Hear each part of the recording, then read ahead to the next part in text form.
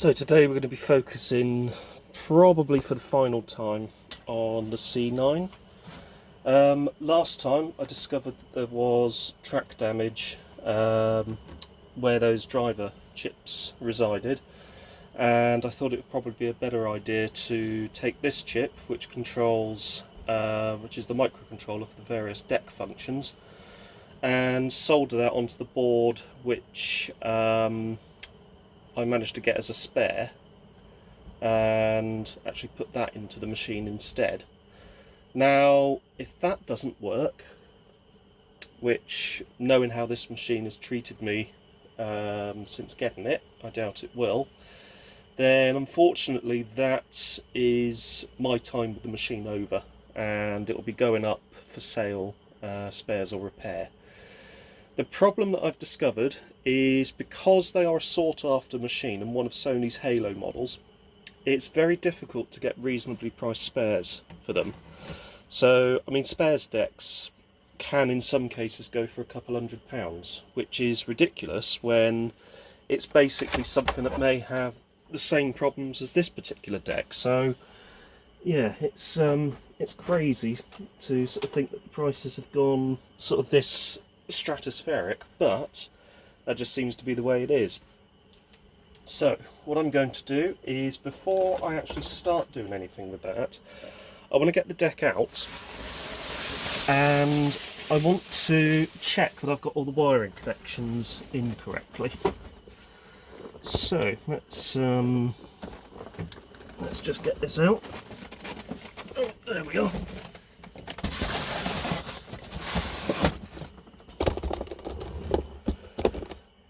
Let's move that out the way slightly. There we go. So we have, that's for my 9300. I'm keeping the 9300 because I've got a replacement head for that. Thankfully, because that isn't a hugely desirable machine, you can still pick up complete decks for under £100. However, because this one is a very desirable machine, as I say, parts for them are very expensive, as are spares decks, and indeed spare parts. Right, there is everything we need. In there, I've got all of the various bolts and things, and nuts and other bits and bobs. Right, let's move that out the way. Let's pop that down there. Let's bring this one up.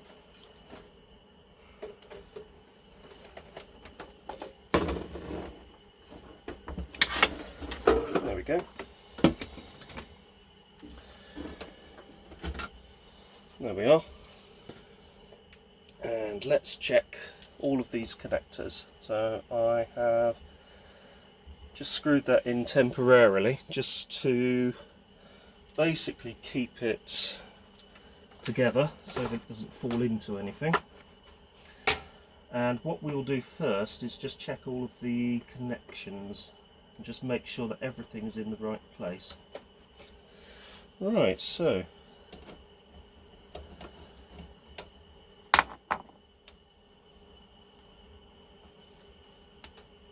yeah, put it down on this end as well.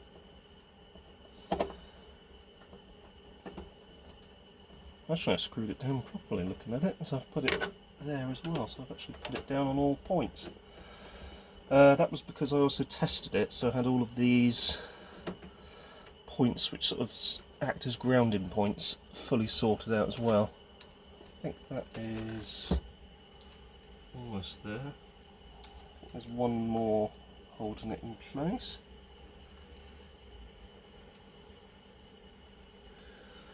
Or is there? That's the question.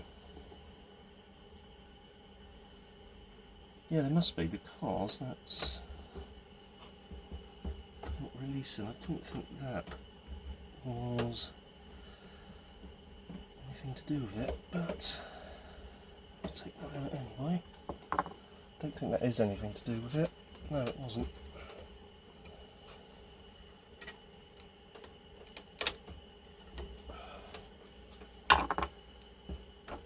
Was it this one?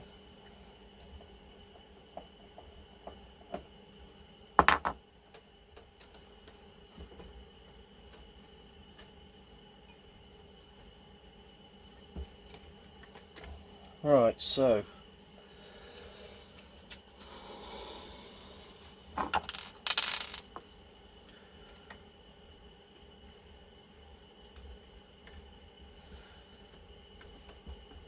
they all look plugged into the correct points.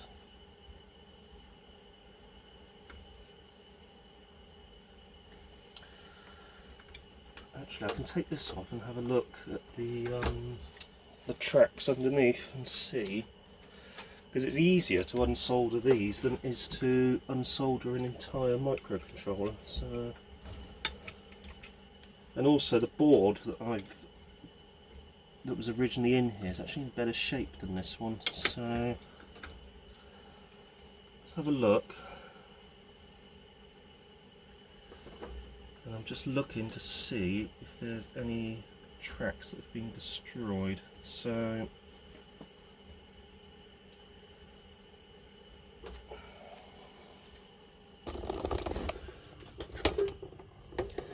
and yes, there's a couple along the top which seem to have failed. That's a damn shame. Can I do something with them, such as bridge them somehow? So there's a track that joins the two of them together.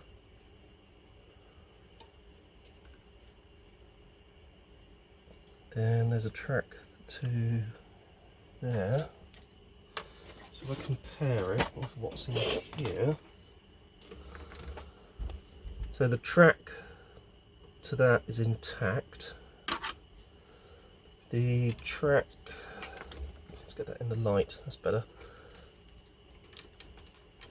Track between those two is intact. It's the track between this one,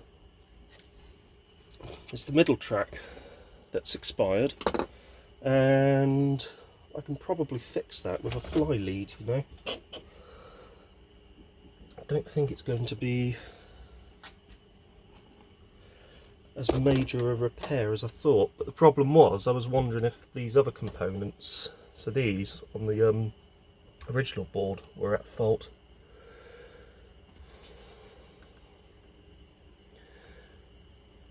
Yeah, it's just the track joining the two centre ones.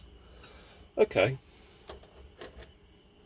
let's try taking those components out of this board, because that'll make life a lot easier than trying to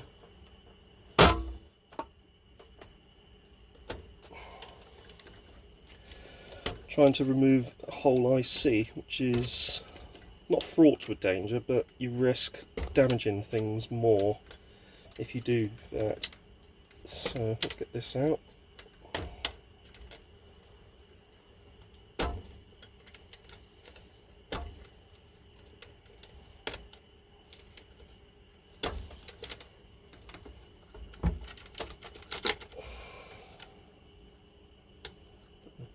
Do anything too silly with this one. The other thing to check is these various fuses, but they all look okay, to be honest, as do these. Oh, hang on a moment. That's actually very loose. Look at that. Okay, so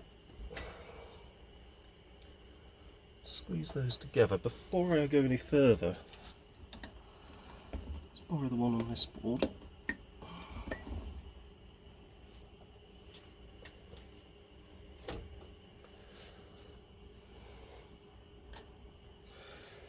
Plumb this back in again.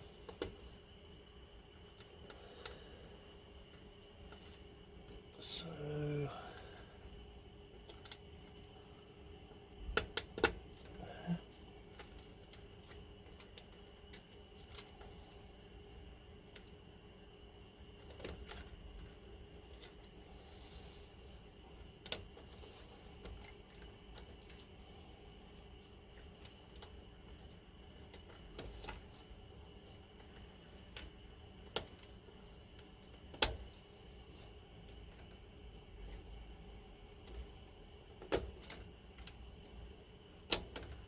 put all these back in.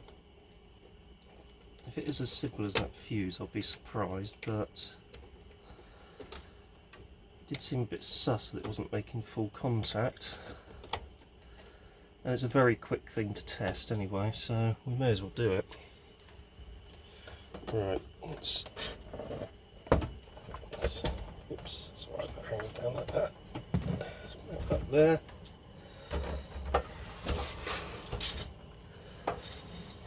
There you go, so you can actually see what's going on. There's no tape in there, thankfully. Power's off.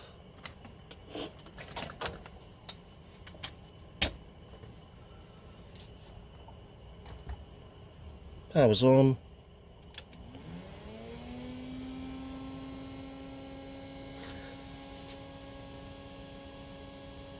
Something running at full speed there. It's the fast forward motor.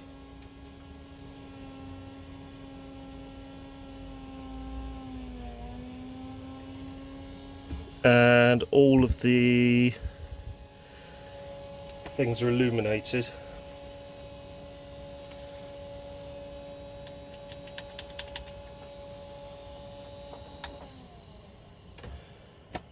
Yeah, that's a microcontroller issue, if I remember rightly. Okay. You see, I'm still debating about this. Do I just replace this microcontroller? Do I just go back to the original board and just replace these components? Let's warm up the soldering iron either way, because that needs to be up and running.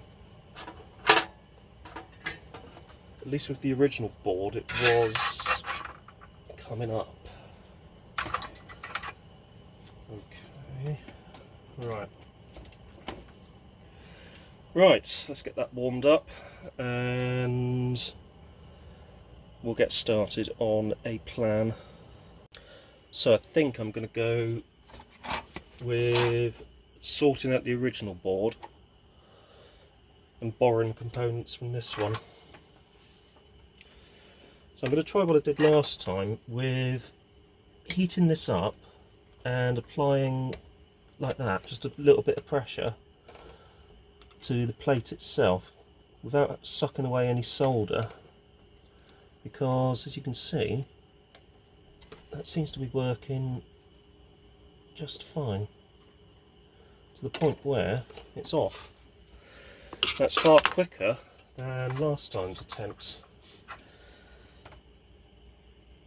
And to do that I had the iron set to quite a high heat.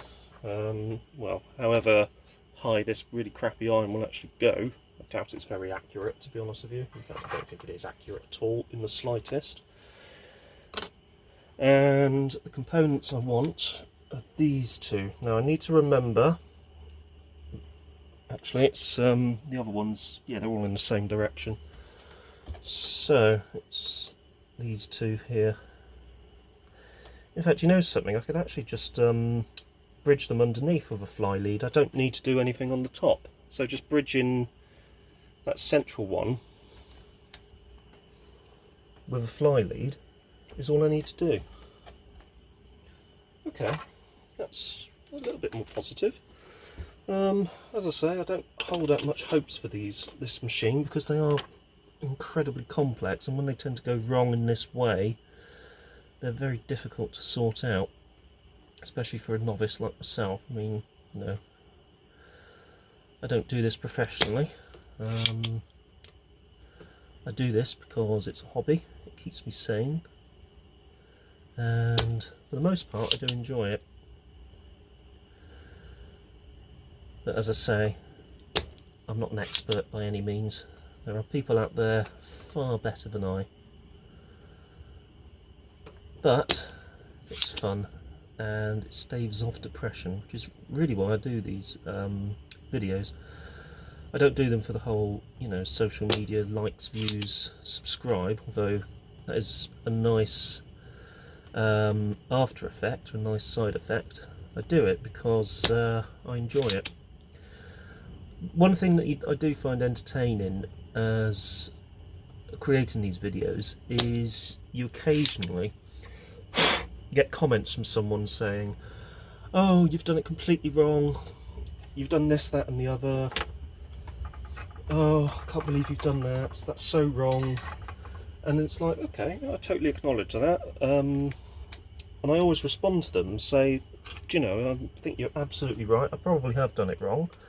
Are you able to give me any tips on how I should be doing it correctly? I mean, have you got a video on your own channel where you carry out the same procedure? Because if you do, and I really hope that they do, so then I would like to be able to edit my video, link to their video, and say, this is how I did it, but this particular user does it this way, and this is actually the proper way to do it. The thing is, whenever you respond with those kind of responses, you get nothing in return. And in a lot of cases, when I've checked their channels, they've had no subscribers and no videos. So it confuses me. It seems to be the way of the world, unfortunately. But there you go. Right, let's go and get some pliers and pop those out. Right, let's see if I've unsoldered them enough.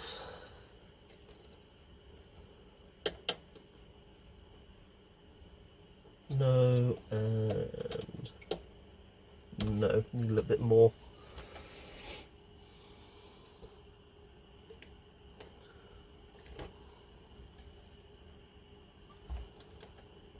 Yeah, there's still quite a bit of solder left on the board. That's okay. That's the thing, I don't want to overheat them, because when you start doing that, you start lifting tracks and it gets a bit messy.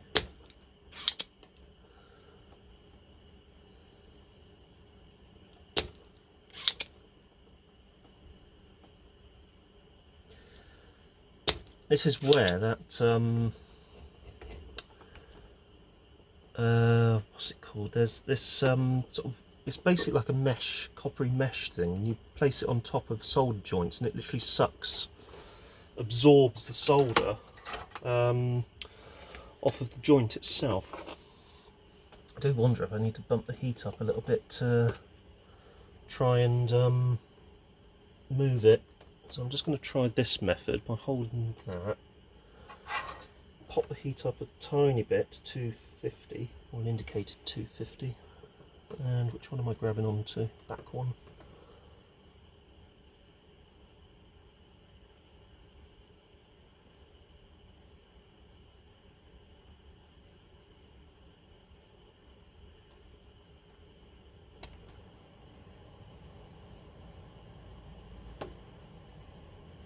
Yeah, nothing. That's the problem, when you've got the solder going through the board, it makes it quite difficult to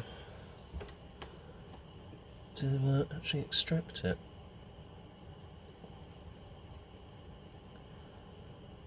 Let's try this again, but hold it on for a bit longer each way.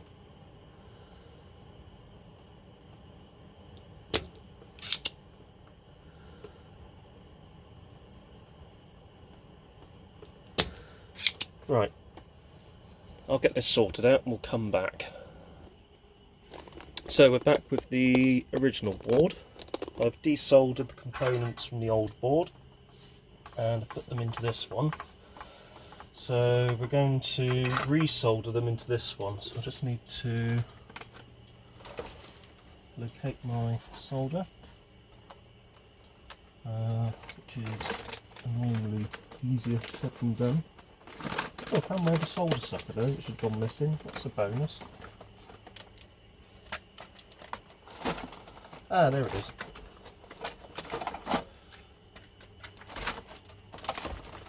So, here we go. Right, let's borrow that, and we will start off with trying to find it on the board because I've completely forgotten where it is. Oh, here, sorry, yeah, that might help. Right, so plonkety plonk and plonk, plonk, there we go. Plonky plonk. There we go. There.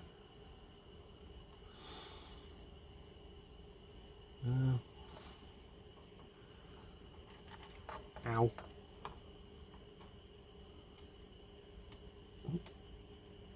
There. A bit weird. That should be fine now. And there. Ow! Shoot, that's not good.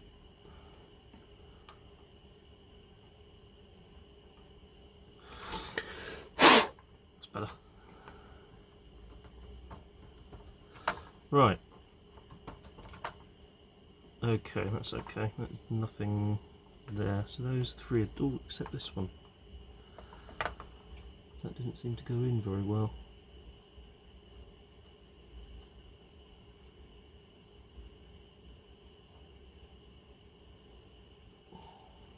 Oh shoot. Double shoot.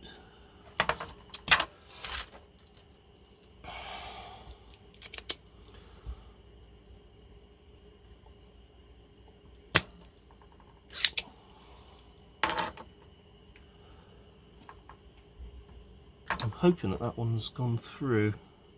Right, so these two middle ones need to be linked, and there needs to be a link that runs from this centre one to that little resistor pack.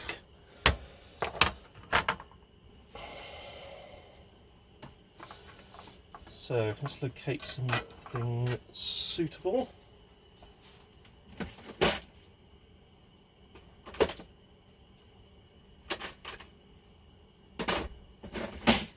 And we can get that sorted.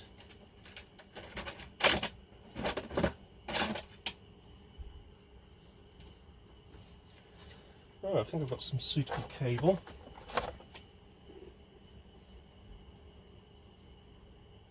So I'll just sort that out off camera quickly.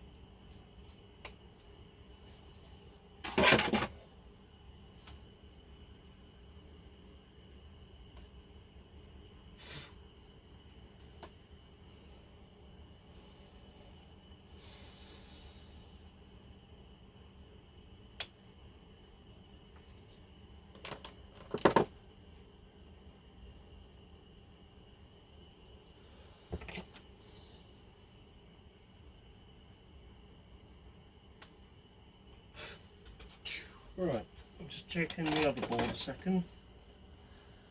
I need to, oh yeah, it's it's that end to the middle and the two centres. So, if I look at it from this direction, it's going to be this one to the middle and that one, so end to middle. End to middle. I need to sort out those solders though, they are disgusting. Though I will have a chance to do that because I've got to join the two middles anyway, so may as well do that first. Yeah.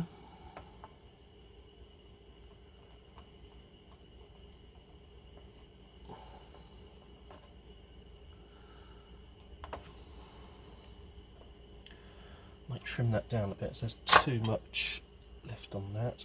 Where have they gone?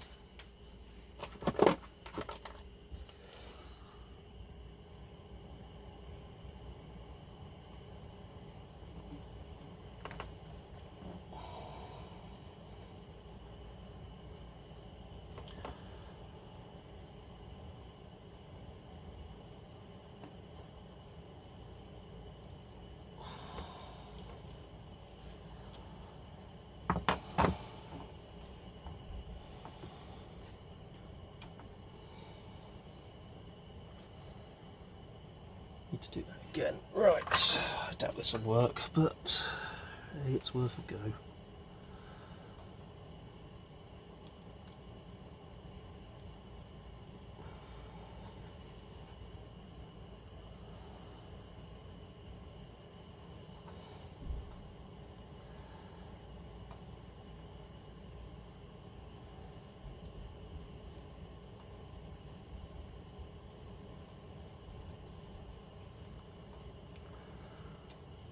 sorry about the silence. I'm trying to sort this out in such a way that I can just solder that gently to there just to hold it, and then finish it with a little bit more there. Oh, it just keeps joining onto that one though. Oh, okay. Ah, that really hurt. Ow.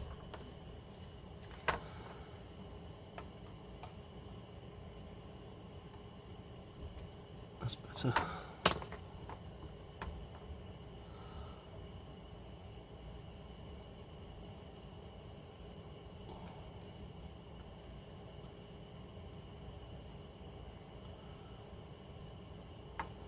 Well, that seemed to sort of work, to be honest with you.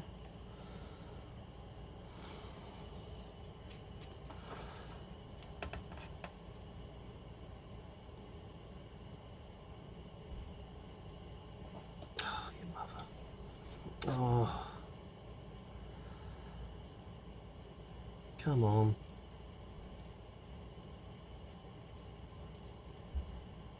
There we go.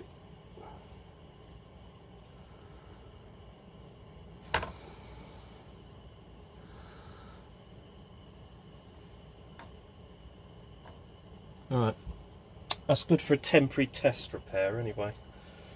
If it works, we can do something a bit more permanent with it. Right, the next one is the... oh, it's difficult to see. End to middle, so go over, it's this one to that one. That's going to be the tricky one because that's not easy to achieve. The other issue I've got is I don't want those bridging at all, certainly not there. And also that is just held on with a single. This is why this sort of repair is probably better done with single core wire.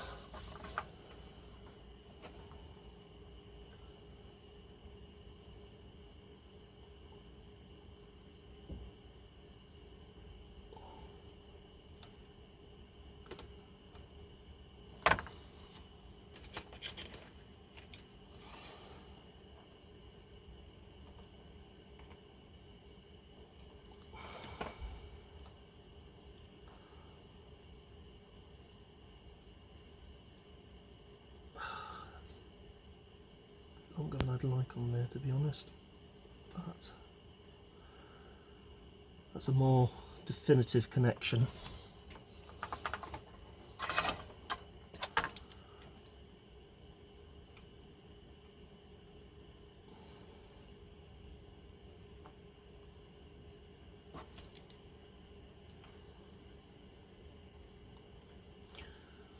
It's probably going to be one of those situations where I hot glue it.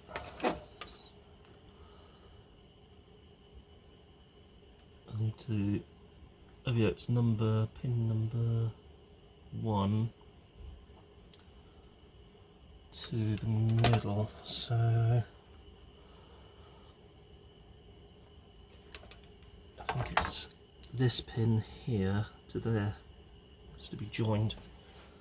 Right, let's see if we can do that with another bit of fly lead.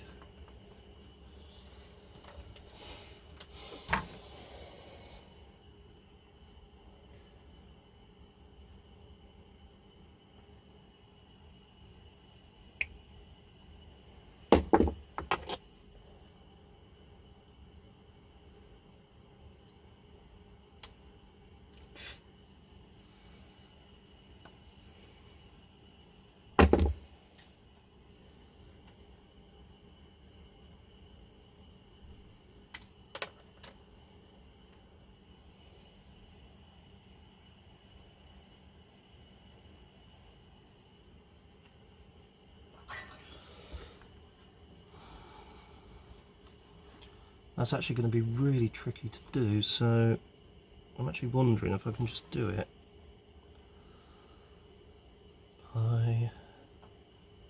gently heating that to that point, and gently heating that to there. I'm just sort of doing it like that, which isn't perfect, but seems to achieve the same effect. Problem is, you've then got the issue where you may be touching the actual circuit tracks themselves, but at least it's on. It's grotty, not elegant, but it might work.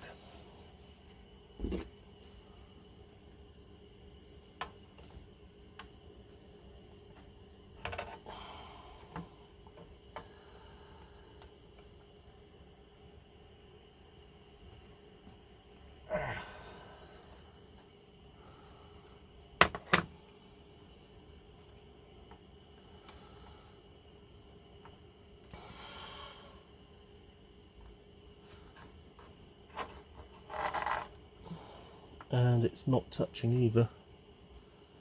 None of them are touching. Right, I'm going to pause this and put this back into the machine. Right, so I've put the board back in, resoldered those components, and I'm just going to plug this in and hit power.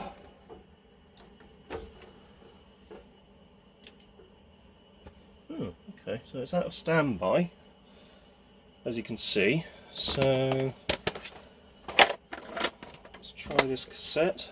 Actually, I'll take the top off so you can see what's going on in there. Just pop this in.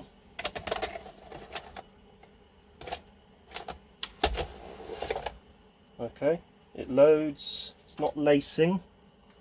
Hit play. There's a clunk, and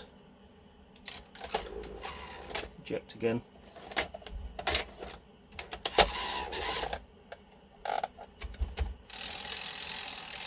Alright, now it's laced. Right, play, and then straight to stop, fast forward, stop, rewind, stop. If I do play and pause, yeah, it does that. That's where the capstan suddenly starts firing off on all millions of cylinders. And I bet if I eject it, it's gonna leave the tape for, yeah, exactly what I thought it would do. Okay, so we're in the same position, unfortunately, and